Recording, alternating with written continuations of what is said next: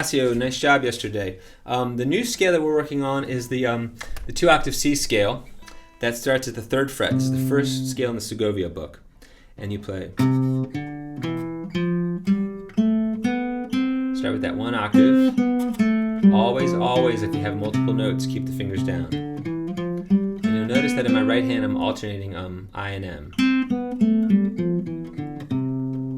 If you can manage it, rather than doing thumb scales, I encourage you to do IM scales. Okay, now the diamond in your book means a position shift. So rather than playing my pinky at 5, I'm going to shift my first finger there when I do the 2-octave scale.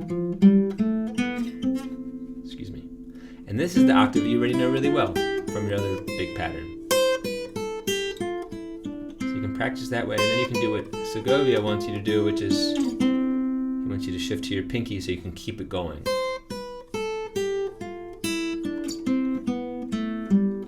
It's a very awkward shift, but it is what the book wants you to do.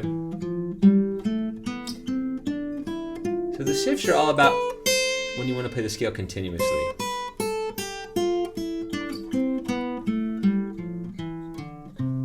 So that's C at the 3rd fret. Get very used to where these root notes are. Then do a full step up in D, same pattern.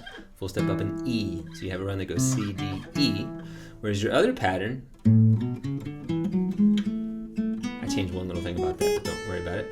We'll do a run on the low E string from A to B. You can practice those 2 keys, A major, B major. Finally, you talked about bars because you're really working your bar hard to get that weird chord. So I said, let's do some more practical applications of your bar. For blue boss, I gave you a minor 7th this way, but there's a very, very useful jazz chord that uses a bar covering 5 strings, then your ring finger on the D string, middle finger on the B string.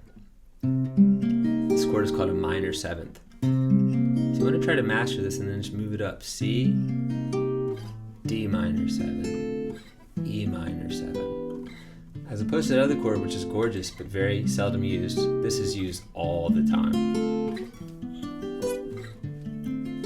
And the beauty of it is just like A minor and E being based on the same shapes, A minor 7 and E7 are based on the same shape as well.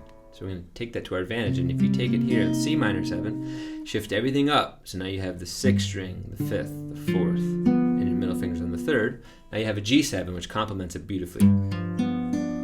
So C minor 7, G7. Repeat that in D. This is a 1-5 chord pair, which is the most important chord progression.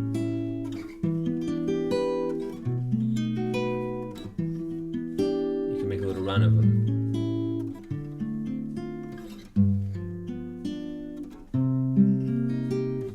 Now, since I'm not going to see you for a while because we're going to Spain next week, a more sophisticated thing is to combine your old exercise of diminished chords.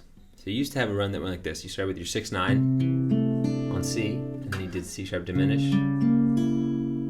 But now I want you to go D minor 7, D sharp diminish 7, and then start a run that I just showed you. So E minor 7, A7, D minor 7, G7.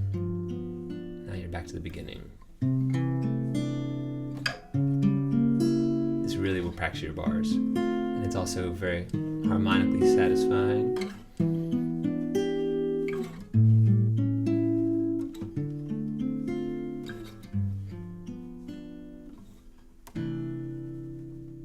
Have fun, buddy.